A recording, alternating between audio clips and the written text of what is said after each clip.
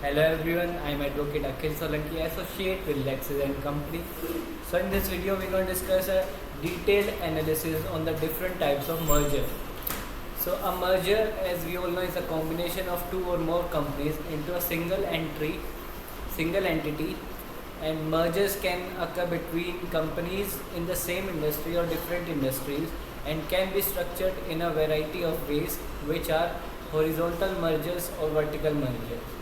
So horizontal mergers occur between companies that compete in the same market and offer similar product or services.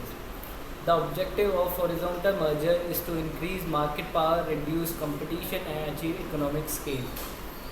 So, uh, vertical merger. Vertical mergers occur between the companies that operate at different levels in the supply chain. The objective of vertical merger is to integrate the supply chain, reduce cost, and improve the efficiency of reliability and production process. A most famous form of merger is a joint venture merger. A joint venture merger is a type of merger in which two or more companies form a new company to pursue a specific business opportunity. The joint venture company is owned by the parent companies, and both companies share the risk and reward of the venture.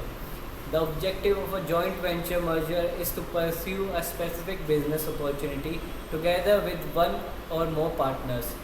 The joint venture company is owned by the parent companies, and both companies share in the risk and reward of the venture.